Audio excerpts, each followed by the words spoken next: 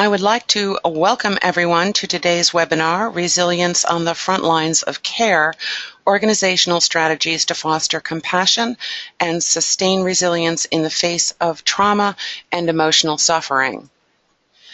I'm Kim Kenya Valancourt, webinar producer for the Schwartz Center for Compassionate Healthcare and your moderator for today's session. The Schwartz Center for Compassionate Healthcare is a national leader in the movement to make compassion a vital element in every patient-caregiver interaction. Before we begin the formal presentation, let's go over a few details about the webinar. The Schwartz Center Compassion in Action webinar series is funded in part by a donation in memory of Julian and Eunice Cohen. Today's program will be 60 minutes in length. The first 45 minutes will be presentation, followed by a 10-minute question and answer session. Today's program is being recorded and will be available on the Schwartz Center website a week after the session. Please note that attendees are participating in listen-only mode, but can interact with the speakers by using the questions pane, which should be appearing on your screen. If you have questions, please just type them into the questions pane and send them to us. We will address as many of them as we can at the end of the formal presentation. We will be polling the audience during today's session, and we hope that you will participate in this interactive measurement tool. Finally, as you exit the webinar, you will receive an electronic survey that we ask that you take a minute to complete so that we can capture your assessment of today's program. Your feedback is very important to us. And now it is my pleasure to introduce my colleague and our host for today's session, Dr. Beth Lown. She is an associate professor of medicine at Harvard Medical School and the medical director of the Schwartz Center for Compassionate Care. Welcome, Beth. Thank you, Kim, and good afternoon. Thank you all for joining us for our webinar series on compassionate collaborative care, what we call the Triple C. The Compassionate Collaborative Care Framework describes some of the key values and behaviors that help us offer compassionate and collaborative care to patients, families, colleagues, and co-workers, while also sustaining ourselves and our sense of meaning in our work. This framework is available on our website. This year, our webinar series has been focusing on creating organizational cultures of compassion and collaboration. And this was also the focus of our inaugural annual Compassion in Action Healthcare Conference, which we held back in June in Boston.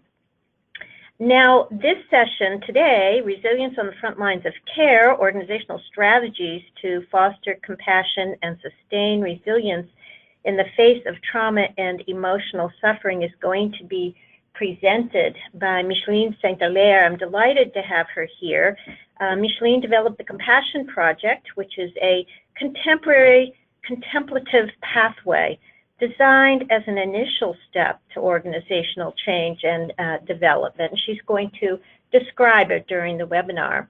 It serves as an effort to begin to refound the heart of health and human service and to nurture resilience and healing both within ourselves, interpersonally, and organizationally. And by the end of the webinar, we hope that those listening in will be able to explore sources of depletion and learning in health and human service, to identify ways to co-create conditions for meaning, purpose, and service so they can flourish in our workplaces and beyond, and also to explore the relationship between personal, interpersonal, organizational health, and wellness.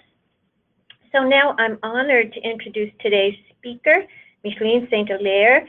Micheline teaches mindfulness-based stress reduction, mindful self-compassion, compassion cultivation training, and a variety of tailor-made mindfulness-based programs. She is the Director of Strategic Initiatives and Innovation with the Catholic Health Corporation of Manitoba, Canada, and she consults for a wide range of organizations to foster resilience in support of personal, interpersonal, organizational well-being. Micheline co-founded the Compassion Project in 2010, aimed at creating the conditions for compassion to flourish in health and human services. So welcome, Micheline. I'm so happy to have you here. I'm going to turn the program over to you now. Thank you so much, Dr. Lown, for the warm welcome always. And it really, truly is an honor for me to be here, be part of this forum with all of you, and also those who will be listening in at a later time. I'm really grateful to have this space to connect with people really from around the world, from what I see of the people who are joining us. It's really inspiring, and somehow it's like we're all in this endeavor together. So thanks for your presence. And so I want to share with you today some of the journey that we've been on here at the Compassion Project. It's been a beautiful and a challenging journey, and one that we are really happy to share sort of the lessons learned, and also some of the struggles of committing and engaging in this work. So this message, just love them, really is a message that we received when our organization was entrusted with a 300-year-old legacy of compassion and hope. And we were told that really this was the key to maintaining the essence that draws people to choosing their care in our settings, knowing very well that people entering through our doors aren't there because they want to. They're there because they're suffering in some way and they need support through this challenging time in their life. So we asked the question, like, how then does a modern day health system adopt love as its core value? And here I'd like to maybe have this opportunity to connect with you through this beautiful polling system. So I turn it over to Kim. Thank you, Micheline. Okay, our polling question is coming up on the screen and reads, do you know of any corporations that have love as their core value? Please pick yes or no, and we'll share the results when we have a good amount of response from our audience. I think that's a really interesting question, and I'm going to be very surprised, I think, at the results. It looks like we have a great response, so I'll give you a couple more seconds for those that still wish to participate. Great. Okay, I'm going to close that and let's take a look at the responses. 88% say no and 12% say yes. Micheline, any thoughts on this? Well, this is very typical that not many of us know of organizations that have love at their core value. And of course, it's interesting that, some of us do. But in our experience, it was really following some important reflections about 10 years ago that we said that compassion might actually be the way in which we operationalize love and inspire people involved in our caring endeavor to connect with their deeper sense of purpose, really their compassion for themselves and also for others. And all this really in order to be resilient in the face of suffering, because there's no doubt that the work that we are called to do in health and human service is demanding and also very rewarding. And so this love or compassion as a fundamental human value, it can't just be part of our mission statements, or it can't just be part of, it's up on the wall, it says, we will be compassionate here. We've learned that somehow it takes real concerted intentions and efforts for it to be lived out, for our values to be infused in all that we do. And it's not something that we can command. We can't command love and compassion. And you can't see me, but usually I snap my fingers and say, voila, here it is. What we've come to know is that there are ways that are evidence-based to train for the elements that foster the emergence of compassion in us and in our environments. So I wanted to share a bit about, on this next slide, a bit about who we are and the context in which we've launched this initiative. So we're a faith-based health and human service system. We're located in Winnipeg, Manitoba. It's in the middle of Canada. We like to affectionately call it the heart of the continent because that's its geographical location. We have 15 communities of service that provide tertiary care, community care, personal care homes or seniors homes, primary health care, counseling. So we really run the continuum of health and human services. We're fortunate because we appoint close to 200 board members to govern these organizations. And so the system is about 7,000 employees and more than 2,000 volunteers that are involved in this endeavor. I like to note that this Just Love Them, it includes, of course, our patients, our residents, the families, and it involves, the same motto towards our caregivers, our leaders, our board members. So it involves caring for our human resources with a very similar approach. And what are the ways in which we support the men and women at the front lines of care who do this day in and day out, who evoke compassion, who recognize the suffering, lean into it, and seek to alleviate it in some way. So we have come to know that along with this caregiving endeavor also comes unarticulated grief in organizational life. So if we're going to talk about resilience and being there in the face of trauma, I think that we need to acknowledge this unarticulated grief that is inherent in this work. We've really been inspired and fascinated by the work of Dr. Joan Halifax. And I'm going to share a bit of those reflections with you today, sort of how we've come to see see this in our environments.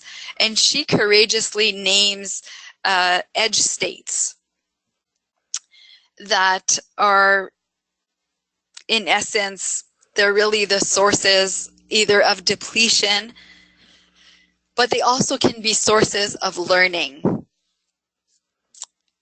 So there is a cost to caring, and according to Dr. Halifax's work, we'll meet these types of edge states in any organization, not just healthcare, and we will notice them in our own organization. And it's not that we're faulty because these edge states exist, nor is it anyone else's fault that they're present. It's just how these human endeavors unfold. And so I'll just name them and explain them briefly, given the time that we have.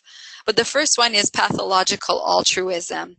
So this is when we find ourselves giving in ways that become really unhealthy, where we give in ways that might not be the most skillful, which often can lead to vital exhaustion, where we've come to a point in time that we really have no more to give. It's cost us our vital energies. Vicarious trauma is something that oftentimes we talk about in healthcare when we accumulate and we carry the stories of trauma with us, not just from the particular event, but into other events that are happening in our midst. moral distress, another edge state, particularly present when we are we come to a bit of tension between our own personal values and the values of the organization. Horizontal and vertical hostility. We see this, the incivility that is present in organizational life, whether it be among colleagues, whether it be towards leadership, or from the top down. And also this idea of structural violence, and structural violence really being perceived in the policies and the procedures that aren't conducive to our human caring endeavor. And so often when these states are present, the things that we hear the most is, oh, like, well, the system, it's the system's broken, it's the system's fault. Or they, being the administration, is responsible for the sources of depletion that are present in our organization. But at the end of the day, we really want to ask this question, like, who is the system? So again, in the spirit of engaging the more than 90 people who are joining us, I turn it to Kim to launch our second polling question. Thank you, Micheline. Okay, our second polling question is coming up on the screen. We'd like your opinion on the following. Who is the system? Is it the board of directors, the CEO, the frontline staff, or all of the above? We'll give you a few seconds to enter your thoughts on the matter, and when we get a good representation, we will close and share with everyone. This is a great audience. They're jumping right in on these. That's great. Okay, we're going to close that and share the responses. 90% say all of the above. 1% says frontline staff. 1% says board of directors. And 7% say the CEO. Micheline, any thoughts on this? Yeah, so we are the system, we being all of us. We're responsible for the health and the well-being of our environments. And I think it's like together, there is the possibility of really being aware of the conditions that are either supporting our health and our well-being and our resiliency, and also the ones that are creating those barriers. But none of our, not one group is to be held accountable for it all. I think that what we've learned through our endeavor is that how can we foster that sense of accountability in us all? And I think that this is what's really interesting with, sorry, I'm just going to go back. Whoops, went too far. This is what's really interesting with the work of Joan Halifax around the edge states, is that we encounter them, we being the entire people involved in the system, and that these edges can actually be learning edges, not only sources of depletion. Learning edges being, those opportunities to see more clearly what in fact is happening and learn from this newfound clarity. But they can also be dangerous ledges from which we can fall, particularly when we, it's very human tendency to want to find fault or blame, and that can happen too. But these are not, edge states are not things to be avoided, but things to be noted and be treated with great respect, so that we might see the way forward. So given, the system that we work in, given this, really commitment at a very high level to nurturing compassion and resiliency, we decided in 2010 to create what we now call the Compassion Project. And it really is an organizational change and development initiative, and it's come to, it's evolved, its mission has evolved over time, and really today we talk about co-creating the conditions for compassion and resilience to flourish within us, among us, and in the very structures of our organization. And I'll talk a little bit about how we got organized in the beginning, and actually these are the pillars that we still operate from. So we knew from the beginning that this wasn't an initiative that would be singly focused. We wanted there to be various avenues from which we would explore this co-creation of the conditions for compassion to be present in our midst. And so there was an importance of raising awareness about compassion. Oftentimes we have been told that within our organizations there's a je ne sais quoi. There's just something there that exists. We can't name it, but it's there. And we really paused and said, well, we'll need to name that. And in that naming came this great importance to establish some of the ways to raise awareness about compassion.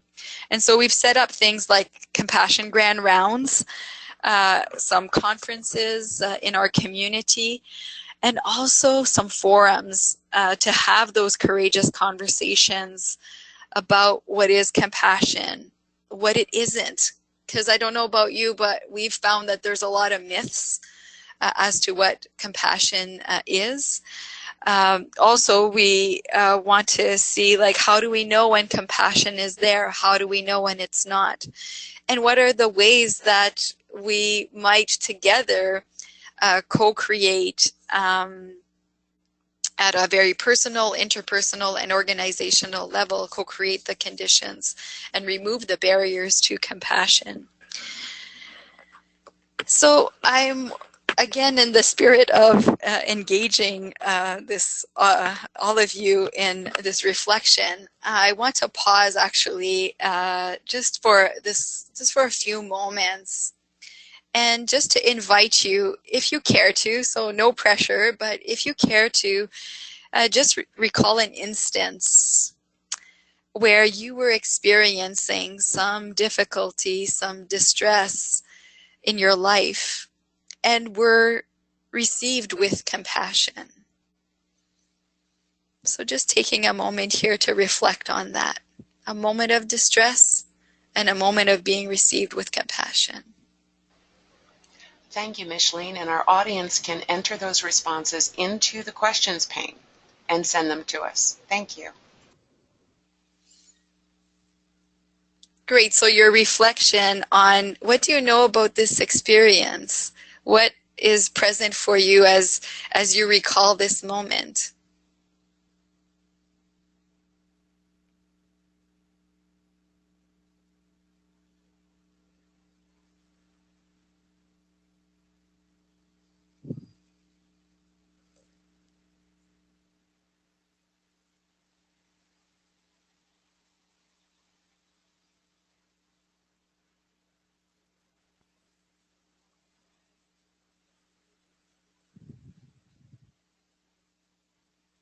So, Micheline, I'm seeing a few ideas here. We have not really a description of what happened, but one of our participants mentioned that they felt a sense of safety, warmth, and inquiry that was present. Another person has said that first, you have to be received with compassion, despite whatever it is that troubles you. Another said, I felt a sense of comfort. I didn't feel alone. So I think we'll have maybe one or two more. It's hard to get to vulnerability until a safe space is created. Really lovely, lovely comments. Oh, I hope more people will write in. Here's one more: gratitude for kind validation and support. So really, this is this is what we experience, I think, when we are received with compassion. Do you want to take it from here, Mishmeen? Thank you. Thank you, everyone, for taking this space to pause, to reflect from your own lived experience. And I think this is where what we've learned from the awareness pillar is, you know, some people would be like, just tell us the definition of compassion. But I think that there is tremendous value, as you can see just in this short exchange that we've had. We know it from our own lived experience of it. And this then fosters that sense of knowing it from our own, from within, rather than, you know, learning it through the typical ways of learning, which is, you know, someone will tell me and I'll go from there. So we've found that has been quite tremendous in engaging in courageous conversations about what compassion is and what it isn't. And I'll share with you that through these awareness initiatives, we did come up with sort of a working description of what we've come to know, how we've come to know compassion. And we describe it as having 3 components.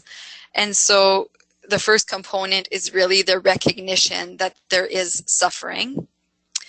And again, oftentimes there's this notion of like great big suffering in our lives, but there's also the everyday stuff, the suffering that occurs when we want things to be other than they are. So making space to be able to recognize that is really a first foundational element that allows compassion to emerge. The second component is really the resonating with the suffering, so the connecting in an empathic way with the suffering of another. And the third element is being motivated to alleviate this suffering in some way.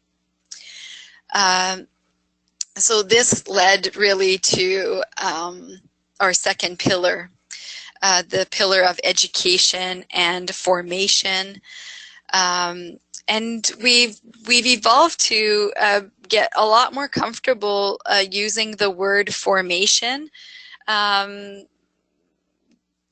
The intent of using the word formation is really the nurturing of the personal disposition needed for compassionate action. And of course, education is also required, and education is around more of the technical abilities that can also serve in nurturing compassion.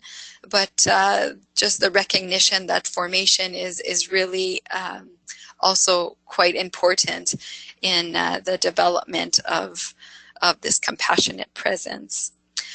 So when we began the project, we really searched the world for evidence-based, non-sectarian ways to nurture compassion.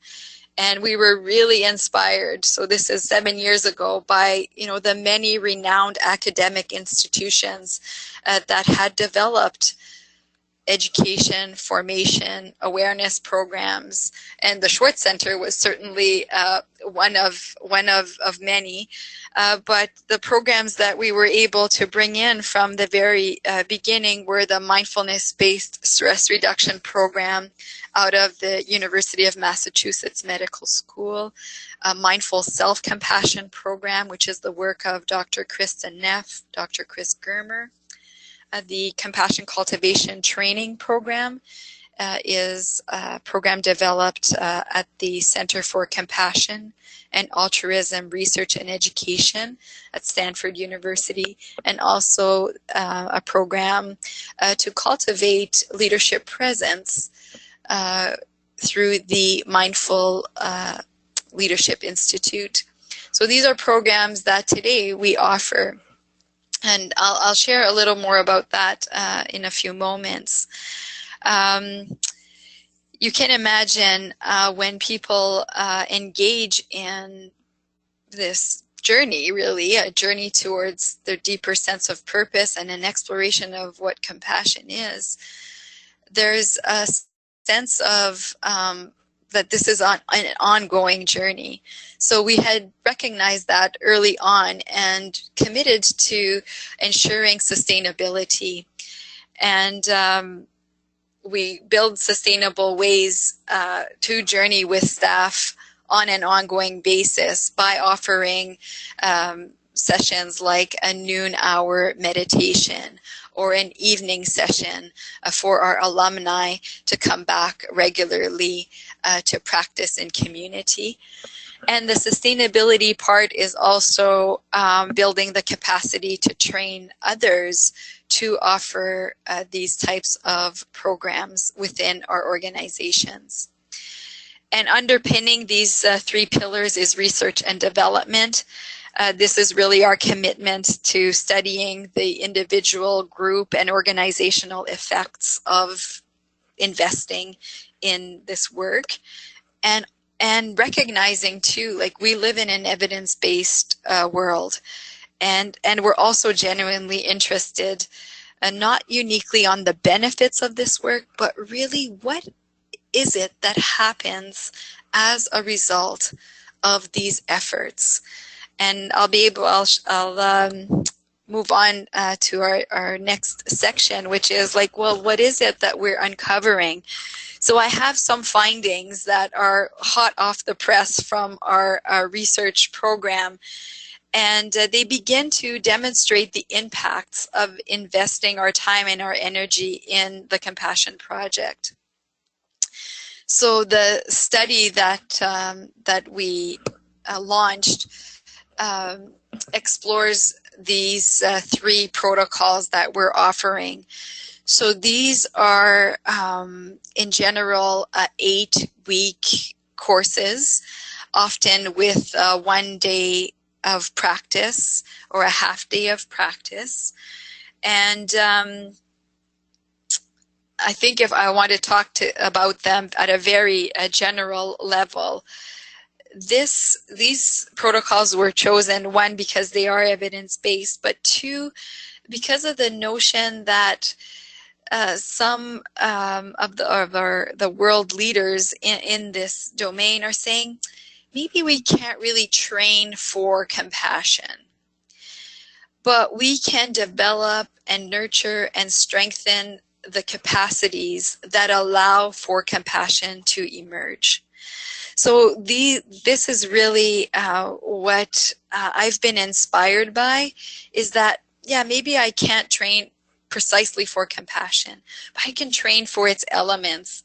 And I am actually going to draw on the work of Dr. Halifax once again in this presentation, because it's really come to sustain our work and sort of our philosophy for bringing this out into the world.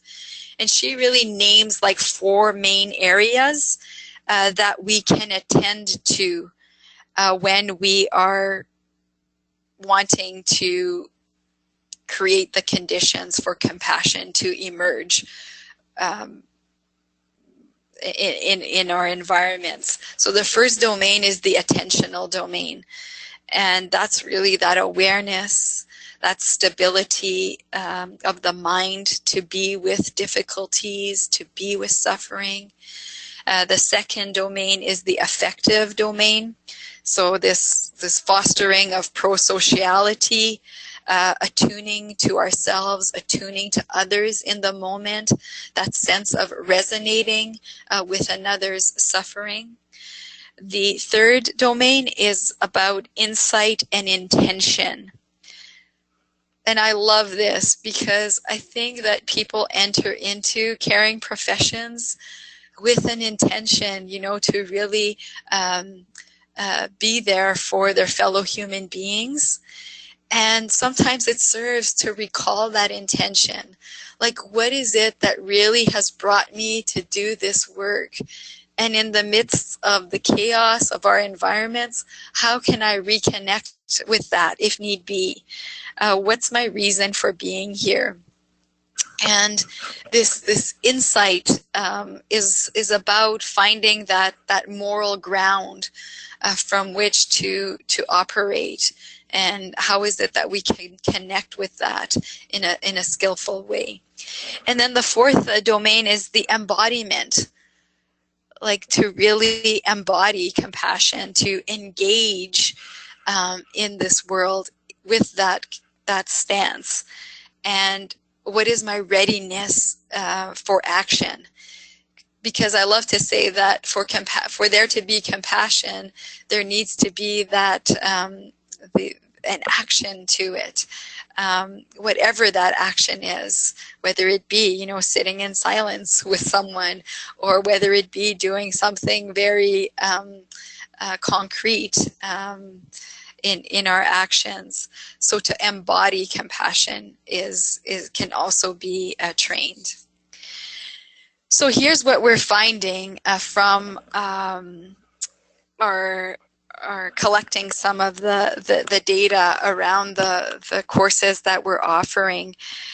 We know that the World Health Organization has identified stress as being epidemic.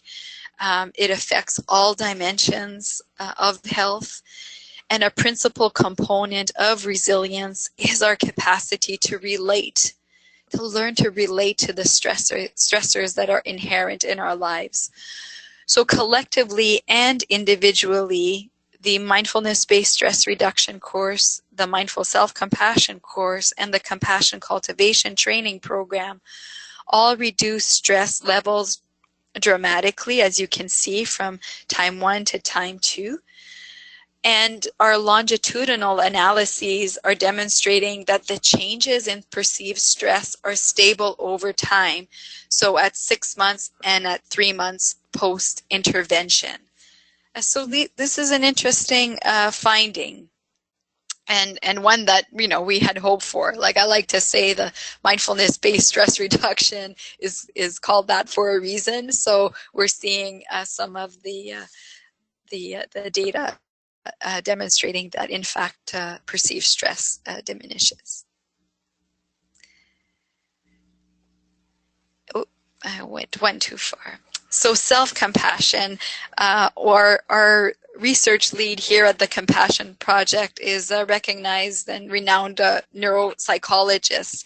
And he's famous for saying that he can't think of a definition of mental health without the capacity to be kind to oneself. So being self-compassionate offers ways to be with our own suffering and also that of others. And it provides the skills and resources to face trauma and strong emotions, not by turning away, but by acknowledging their presence and transforming our relationship to ourselves and also to others in the face of emotional suffering. So all of these subscales on the NEF self-compassion scale show changes that are statistically significant. And I think of note here is that self-kindness goes up, common humanity increases, along with our capacity to be mindful, to be present. And we see decreases in self-judgment, in isolation, and in over-identification with painful feelings. So another interesting lens from which to observe some of the benefits of engaging in these types of programs and practices. Dr. Paul Gilbert's work here revealed to us why it is that we were meeting some of the resistance as we were launching the Compassion Project. So he's famous for acknowledging that there are fears of compassion. as we receive it, as we give it, and also in offering it to ourselves. So we see here decreases in all three spheres of compassion.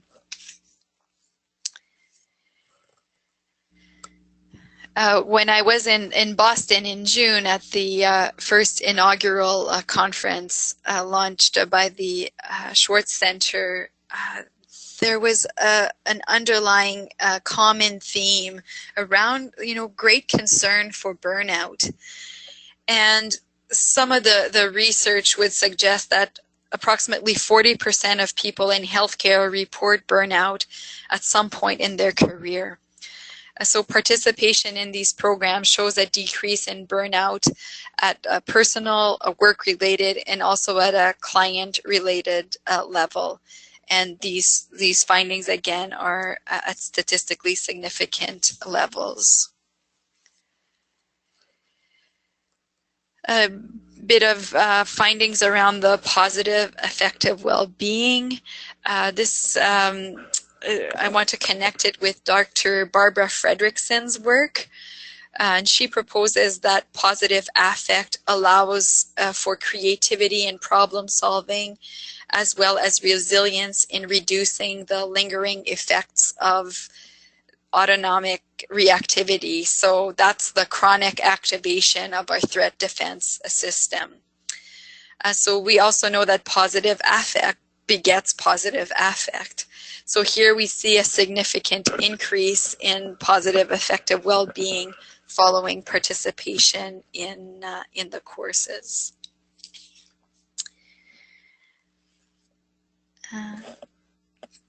And here is a finding around spiritual well-being. And there's an increase in the overall spiritual well-being scale, and we see increases in faith and meaning and peace. So here, we tie this finding to the reality that people who perceive their lives as having meaning and purpose have a capacity to be more resilient.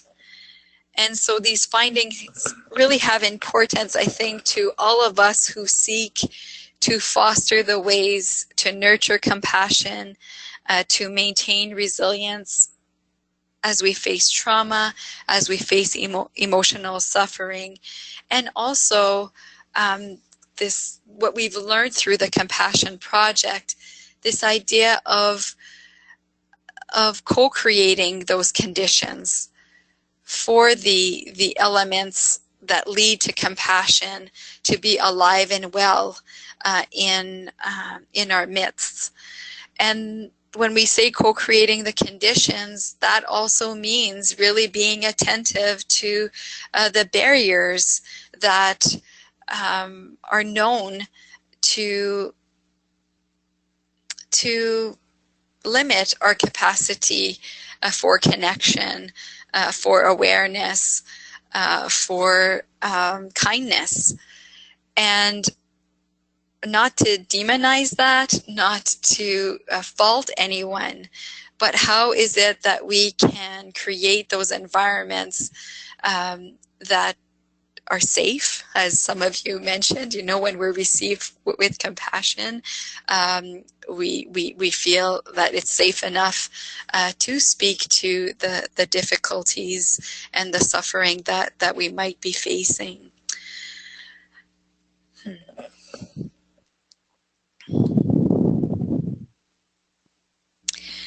So here are some words from Mark Miller on compassion. And he invites us to have compassion for everyone you meet, even if they don't want it. What appears bad manners and ill temper or cynicism is always a sign of things no ears have heard, no eyes have seen. You do not know what wars are going on down there where the spirit meets the bone. So an invitation, from Mark Williams, to pay attention. And we don't know yet. How can we bear witness to what is going on around us?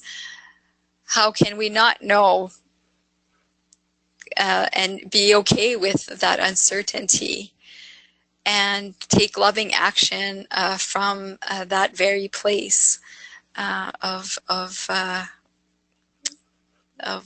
connection to ourselves and to others, so that we can really be attentive to journeying to our deeper sense of purpose in our very organizations that are already committed to caring, to healing, and to this common humanity that is so very important in our world today. So, may the merits of all of our collective work from everywhere around the world have far-reaching ripples, both known and unknown. I know that I've been really inspired by the work that's been going on in this area from all parts of the world. So let us keep connected in this way. These are inspiring times, and it's beautiful to be able to connect. So I thank you for your attention, and I turn it over to Dr. Lown for our opportunity for questions and reflections here. Thank you.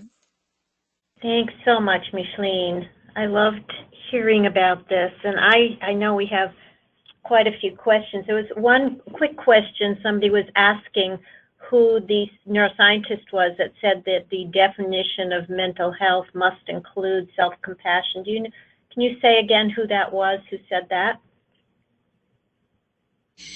Yes, so that is our research lead, Dr. Michael McIntyre. Ah, okay. And yes. Okay, that's helpful, thanks. And then people wanted to know a little bit more about positive affect and what that is exactly. You were measuring that with the positive affective well-being scale. Yeah, so positive affect, the way that I understand it, and I'm sure that there are others who are much more versed in it, but from what I've seen in our programs and how we are able to cultivate it is our minds often have a tendency to be very attracted to the negative. Yes? Mm-hmm. And it's like, someone gives you you get one good comment from a presentation, and then you receive many good comments from your presentation, and you receive one that's not so positive, and which one sticks to you? Of course, always the negative. And then you ruminate about it, right? Yeah, so this tendency that we have to ruminate is part of our human tendency. So how is it that we can cultivate space to be with the positive, to be more how would I say, to find that juste milieu, to find that middle ground about, right. Well, what is it really that is happening and occurring right now? And here it's not to sugarcoat anything either. Like, I know that there's a movement around positivity. This is not about like positive affirmations and telling us everything's okay either. Mm-hmm. Mm-hmm. This is about actually inviting us into, when is it that we're ruminating and it's not serving us? Mm-hmm. Mm-hmm. And can I catch myself in that rumination to say, okay, let's come back to this moment, the present moment, and look at this from an objective stance, so that I might be able to see more clearly all that is present. Mm-hmm, mm-hmm. I think that's really helpful. Another program, Micheline, I don't know if you've used this program. Marshall Rosenberg, who passed away, I think, a couple of years ago, really did something he initially called it compassionate communication. Later it became called nonviolent communication. And his premise, and it actually reminds me of this quote you have at the very end, his premise is that all of our feelings arise from unmet needs. And when they're not clear in our own minds, when we can't articulate or recognize them, is often when we display what appears to be bad manners and ill temper or cynicism from the quote.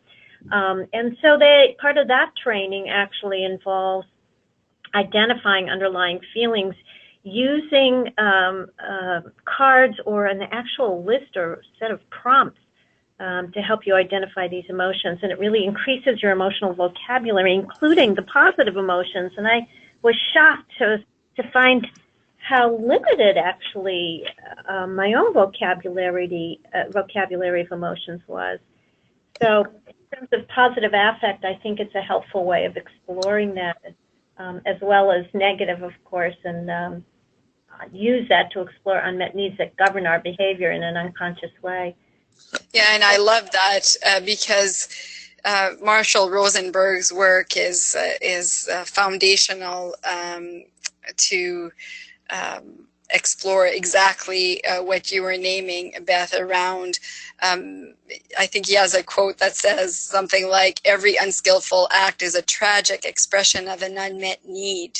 Yes, that's exactly right. Exactly. And I think that's what we're uncovering as we journey, and you said it well too, it's like, how can we identify our unmet needs? Like, can we pause long enough in our organizational life to really put our finger on what it is that is unmet?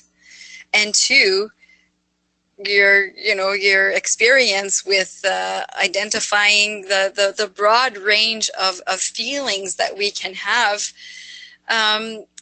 I think in my experience, and this is my own personal experience too, like, wow, there's a much broader range than simply being mad, sad, or glad, right? Right, exactly, right. And so how do we endeavor to cultivate that? Really, it's cultivating a way of being with emotions, and that can we feel them fully, yet not be engulfed by them. And that takes practice. And it takes practice. So it's beautiful to have trainings like nonviolent communication and others that really want to attend to that in a very formative way too. It's like, this is not something that I dump in my head and then I'm going to be good at identifying my feelings. This is a lived experience. It's a lifelong practice, just like these others, that you've incorporated into your programs, Micheline. We have some other questions. One is wanting to know about whether your research is going to be published. Yes, there are endeavors to publish this research with our lead researcher, Dr. Michael McIntyre. We are just about ready we're still in data analysis. So what I've shared with you is the beginnings of data analysis. But the hope is that we'll have some publications ready to share with the world. That'll be great, because we're eagerly looking forward to it. I was curious actually about who participates in your programs. What are the demographics typically of the folks who are represented in these data that you presented? Well, maybe I don't have the data in front of me, Beth, of who participated in the research, but maybe I'll just share with you like who participates typically in the programs that we offer. Right. Yeah, so, that's perfect. Yeah, we initially were really targeting the people working within our organizations. So that ranges from healthcare providers, from physicians to nurses, social workers, spiritual care providers, front line staff at the healthcare aides, and etc. But we also noticed that there was a need to tailor make some of the offerings specifically for leaders. And that's why we brought in the Cultivating Leadership Presence through mindfulness from the Institute for Mindful Leadership. And that's Janice Martirano's work. And also for our board members, like their realities make it so that there were some very unique ways that we wanted to share and invite them into this journey. And also the physicians. So we did bring in mindful practice to our community, and so physicians as well are engaging in that particular program. Okay, that's really helpful. We have a question here. Do you think there's a way to help someone acknowledge that they have a fear of compassion, even though they're in a helping profession? And the participant says, I ask because the first way to get over a fear is to own it. Again, I love that question.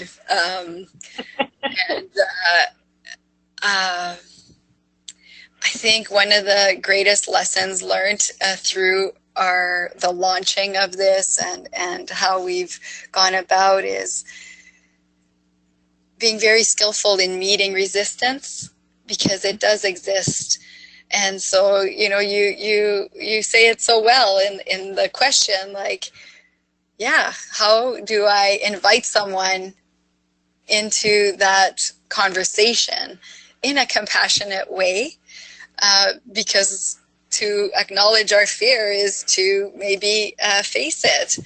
And so, yes, of course, there are ways to, ask someone what it is that they're living when, they don't want to give themselves compassion. What is the fear behind that? And oftentimes it's like, well, I'm going to lose my motivation, or I'm going to be seen as weak. So I think that takes some courage on the part of the person who asks.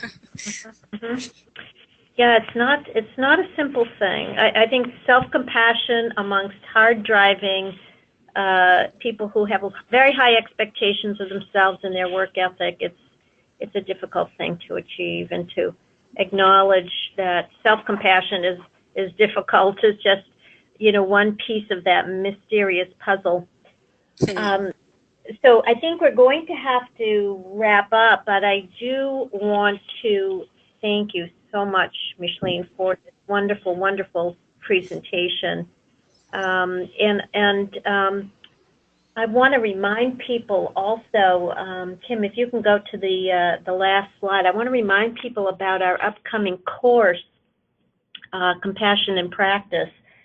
There is a course in Boston that we're offering this year for the second year in a row, and we have just some wonderful, wonderful speakers coming, but the majority of this course is interactive workshops, so we invite you all to register. I'm going to turn this over to Kim now to wrap us up and encourage you to register for the course and to fill out our evaluation forms. Kim. Thank you, Dr. Lone. And again, I'd like to thank Micheline St. Hilaire for sharing her insights with us, as well as all of you in the audience for setting aside time today to participate. We hope you enjoyed this fifth in a series of webinars focused on organizational cultures of compassion. Again, we know how busy you are, but we would very much appreciate your taking a moment to complete the electronic survey upon exiting today's program. We very much value your input. Thank you, everyone, and have a great day.